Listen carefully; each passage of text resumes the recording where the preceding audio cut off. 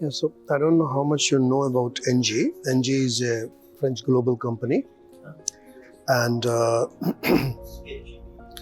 we have about 100 gigawatt odd portfolio and power, 38 gigawatt plus just in RE. We've got many other business verticals. RE is one. We are there into other segments as well, including network solutions, energy solutions, energy trading, and all that. When it comes to India, we are largely into RE. Currently, our main office is in Pune, and other offices in other parts, including one in Delhi. We have about 1.1 gigawatt, let's say close to 1 gigawatt operational assets in solar and wind, and we have close to 1 gigawatt in construction. As matter of presence in India, we have been there for over a decade in India, and we are, I would say, a visible and significant, I would say, developer. Our portfolio is not there where some of the large developers are, but looking at the gigawatts that we are adding globally, India is going to be a significant part of that portfolio going forward. Apart from, and when we are saying RE means predominantly solar and wind, but in future we may go into the related segments like hybrid storage, which is battery storage, RTC power, and all that. Our global energy management will also planning to launch, a bigger operation in India. So there are many other segments in energy solutions and hydrogen, green hydrogen, and other business areas which may eventually come to India in mid-term or long-term, depending on how the things move. Ecosystem in India. So we have been there for a decade, and with close to 2 gigawatt portfolio in construction and operation, I think we are quite familiar and we are quite knowledgeable on that ecosystem. There are a lot of pluses in Indian RE segment. Of course, there are certain challenges as well. So if I tell you what are the best things, India offers such a big scale and so much of variety that you have got an option to choose. So out of 2 or 3 gigawatts every month, you can choose which 500 megawatt or 200 megawatt you want to participate in a bid, which one not. The second big thing is the transmission network. A very robust grid, very professionally managed, which is a very plus point in this geography. And I'm telling you from ENGIE global outlook. The skilled manpower is also an asset here, which we see in the ecosystem very friendly. Supply chain management is good and also challenging both ways. In certain areas it's very good, in certain areas it's challenging. If you talk about the challenges which are there in the RE sector, while we have got a very robust rule of law and regulatory framework, but still there is very frequent change in the policy matters, and also there is lack of sanctity of enforcement of contracts when it comes to certain states and discoms eventually, because no matter you go for a central government auction, the ultimate beneficiary is a discom, and because electricity is under the concurrent list, so sometimes there are gray areas. I think we also to make the land issues a little more friendly or more transparent, so that it's an ease for development of RE. So this is about ENGIE in India, and going forward, There is no lack of capex for ENGIE group to deploy in India if there are good projects.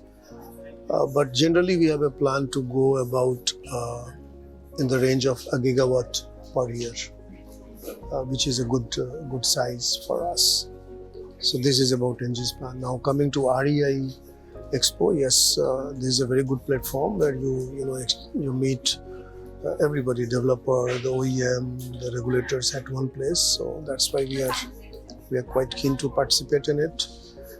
We will have a lot of meetings with the suppliers and OEMs because it's quite easy, one place, and you get many of them. So it's a good event to be here.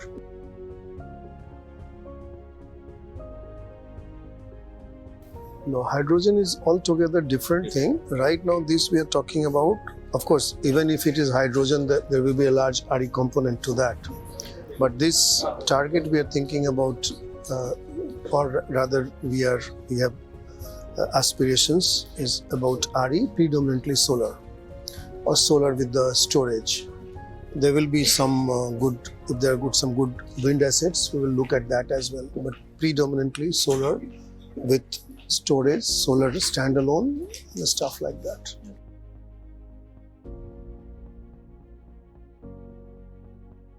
As I said before, that's why. So the government's plan, in simple words, if I have to tell you, is about 500 gigawatt of renewable by 2030. It's ambitious. But I won't say that it is not achievable. So as I told you, so ENGIE typically globally we will be planning to add 5 gigawatt every year, 5 to 6 gigawatt, which is quite significant. But if you're looking at 5 years horizon or 7 years horizon, it's 30, 35, 40 gigawatts. And we want to do a significant part of that in India. So as I said before, we are okay with the ecosystem. We are good at the scale of the projects that are being bidded here. In coming days, we may like to evaluate more of bilateral PPAs, corporate PPAs, open access, depending on how good the contracts or how good the opportunity is.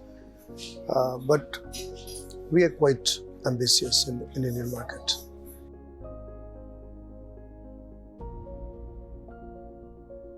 No, so we are not an OEM, we are a utility background. So we just invest, develop, construct, operate, and supply power. So our product is electricity. But in this expo, what we will look for is to interact more with the OEMs and manufacturers, look at their products, how best they can help us in our project development.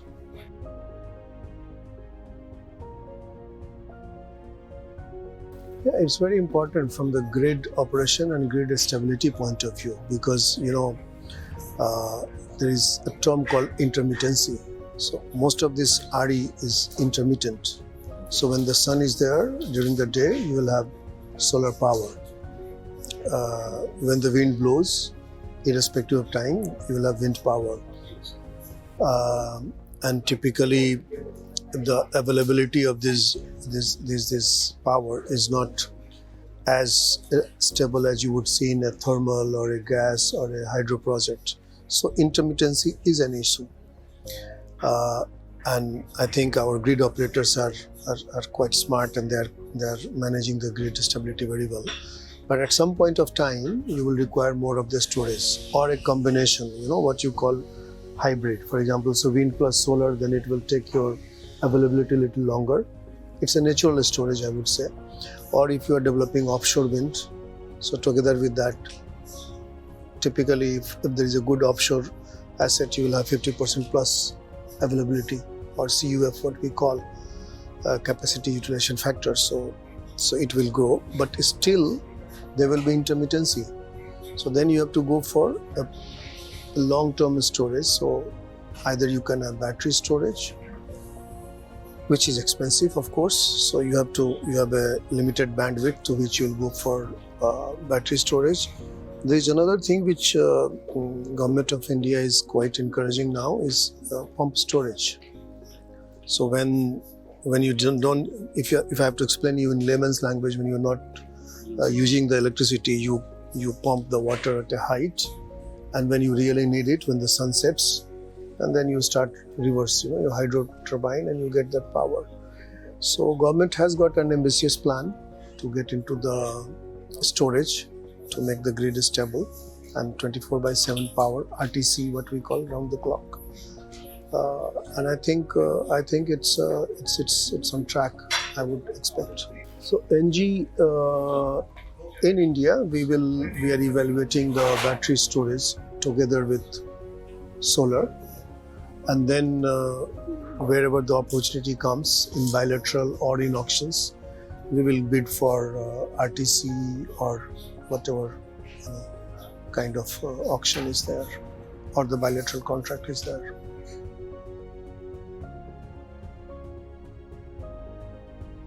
Yeah, so ENGIE, this is this is a topic which is very close to ENGIE's heart, even much before the announcements of various government agencies. ESG, that corporate responsibility for environment sustainability, has been very close to ENGIE. There is a very elaborate plan and program in ENGIE. As a matter of fact, ENGIE itself has got its own net zero plan, and which is very much in sync with European plans, or even ahead of that. We have already retired many of our coal-fired plants and gas plants, and we are going to get slowly phase out whatever is remaining. So ESG is sustainability is a topic which is very dear to ENGIE, and no matter which geography we work, if every employee of ENGIE is it is at his heart. We are trying to do that. We comply to that, and ultimately ENGIE's net zero ambitions are probably ahead of India's net zero plans. See, today with this age, we are like a village. I personally believe, this is my personal view, that we are living in a village.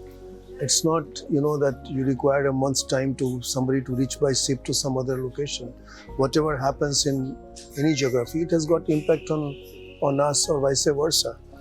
So one grid, if you asked me 50 years back, probably it was something which was very difficult. But today, look at, we announced other day, the Prime Minister announced in G20 meeting that we are looking at a transport, the export hub, starting from India up to Europe, right?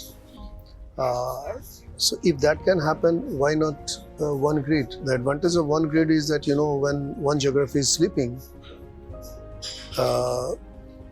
and there is solar power in another geography, so there can be a good flow of power from both sides, because sun will be shining all the time in one part or other part of the world. Similarly, wind will be blowing in one or other part. So I am a strong believer that it's a matter of time, but one grid should come. I mean, long back, I've spent a lot of time in Southeast Asia. At least they were working on a ASEAN grid. There are geopolitical issues, we all know. So those challenges are there. But eventually, when it will come to the larger mankind, I think, and I'm a supporter of one grid, because it will bring, this is how you will merge the global south and global north disparity. So as India, one grid, one nation is already there. I have seen many geographies. I have spent a lot of time in Indonesia, which has got 17,000 islands. It was a big problem to think of one grid. There are islands which I don't know what's the situation today, but they were run on just DG. They can't have any other. So that way we are lucky. We have a very robust national grid, which is integrated into the state grids. We have got strong operators, both at national level, regional level, and state level. We call it CTU, STU. So I think I said to you in the beginning that we are very lucky that we have got a very robust grid managed by excellent professionals.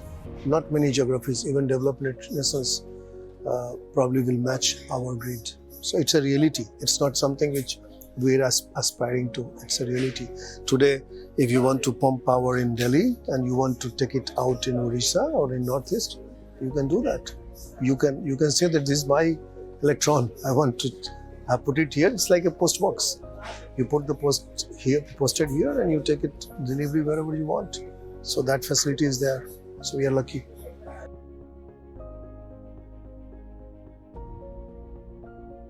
Certain things are biodegradable, certain things are not biodegradable. And in case of solar panel, you have got plastic, you have glass, you have got silica, a lot of stuff which has to be handled with care. And I'm not sure how much you are aware of, the Government of India, Ministry of New and Renewable Energy, they have already published a guideline about disposal of the solar waste. And same thing for the battery waste, it's already there. It's about implementation, and it has to happen.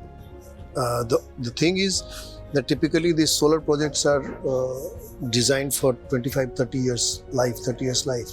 So you will start seeing this disposal soon.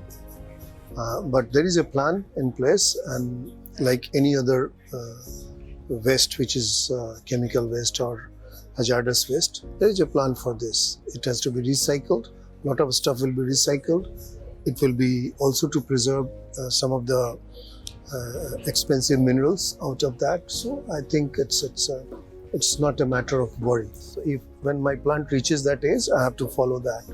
As I said, so ENGIE is quite a big, I think one of the largest IPPs globally, and we are doing good, and we have got significant expansion plans in India, and we are on those lines.